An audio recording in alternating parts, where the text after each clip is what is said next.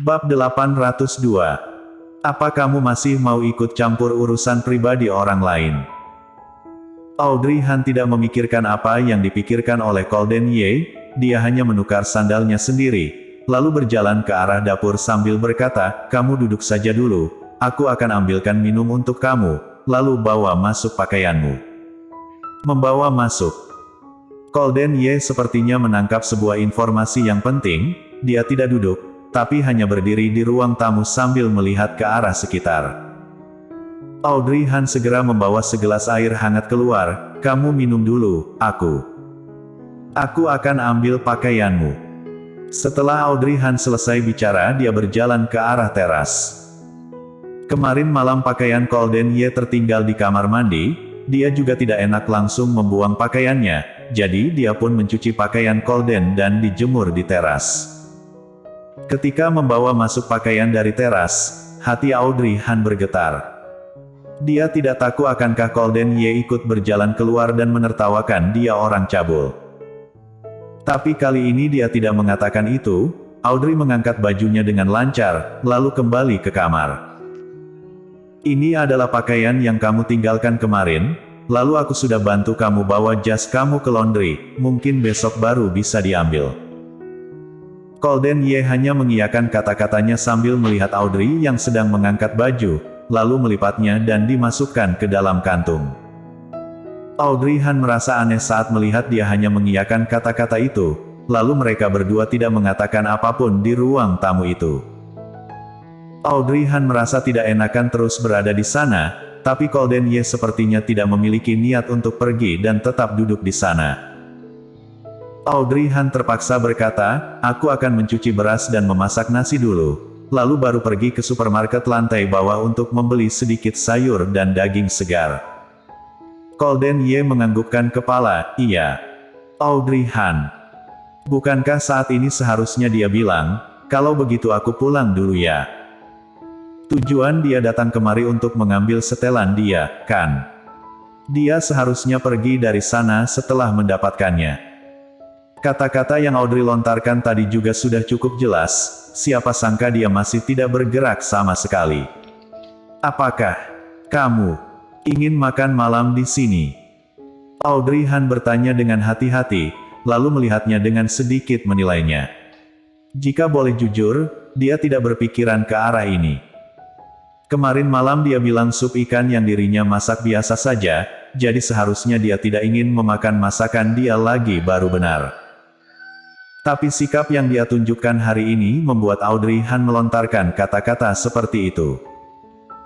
Setelah selesai bertanya dia merasa dirinya sangatlah bodoh, mengapa dia bisa menanyakan hal yang memalukan seperti ini.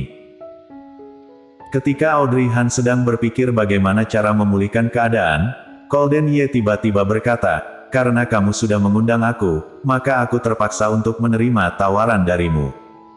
Audrey Han. Apa? Sejak kapan dia mengundangnya? Dia hanya bertanya padanya saja. Tunggu, sejak kapan aku? Sebelum dia selesai bicara, Colden Ye langsung berdiri. "Bukankah kata kamu mau mencuci beras, kenapa masih belum pergi?" Audrey Han. "Baiklah, yang jelas sudah seperti ini, apa yang ingin dilakukan olehnya lagi?" Jadi Audrey Han pun kembali ke dapur untuk memasak nasi dulu. Ketika dia sedang mencuci beras, dia tiba-tiba merasa menetap di sini juga baik.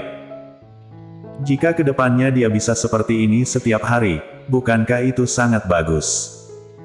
Dengan cepat Audrey telah keluar untuk beli sayur. Dia tidak panggil Colden untuk ikut dengannya, dia menyuruh Colden untuk menetap di rumah untuk menunggunya, lalu dia akan segera kembali ke rumah dengan cepat.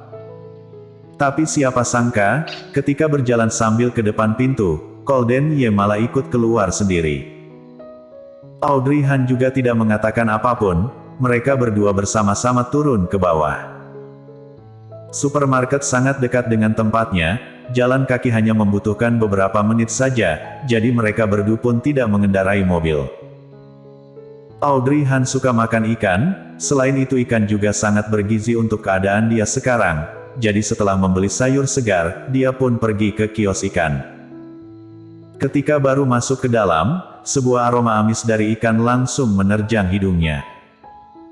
Hal ini membuat Golden Ye menghentikan langkah kakinya, lalu dia melihat ke arah Audrey Han. "Kamu mau beli ikan lagi? Ikan sangat bergizi ya, aku suka makan sup ikan." Setelah selesai bicara, dia merasa ekspresi wajah orang yang ada di sampingnya tidak terlihat baik. Dia pun langsung berkata, "Kamu tenang saja, ikan hari ini akan dibuat sekarang, jadi aku akan suruh pedagang itu untuk bantu aku memotongnya, tidak akan menyuruh kamu untuk memotong ikan itu lagi." Kalimat ini diikuti dengan gumaman yang sangat kecil, "Aku tidak berharap kamu membuat pakaianmu basah lagi." Golden Ye. Dia menggerutkan keningnya, melihat Audrey yang sudah pergi jauh, sepertinya dia sangat memandang remeh dirinya. Karena dirinya saja tidak bisa menangkapnya dan juga tidak bisa memotongnya. Setelah Audrey Han selesai membeli ikan, tekanan pada tubuh Golden Ye menjadi semakin kuat. Tapi wajah tampannya masih menarik perhatian banyak orang. Ketika sedang membayar belanjaan, selalu ada wanita yang melihat ke arah sini, bahkan ada yang orang mengeluarkan ponsel untuk memotretnya.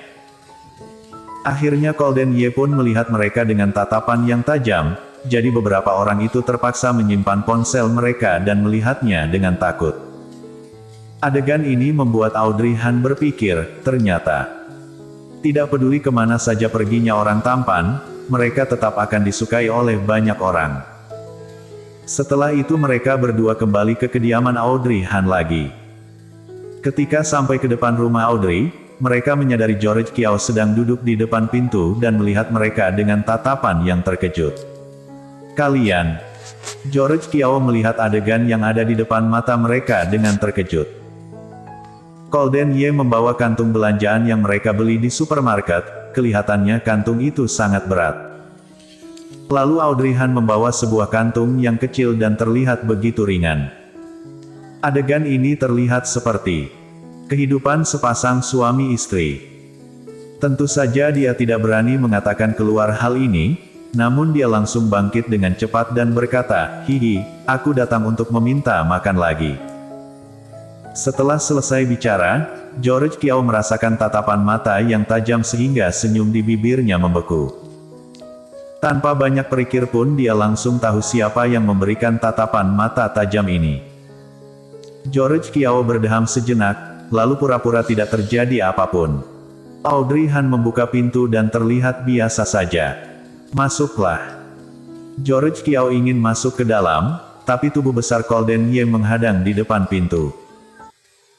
Melihat Audrey yang menukar sandal rumah lalu langsung membawa makanan ke dalam dapur, barulah Golden Ye menarik tatapan matanya, berkata, "Sebenarnya apa yang ingin kamu lakukan?"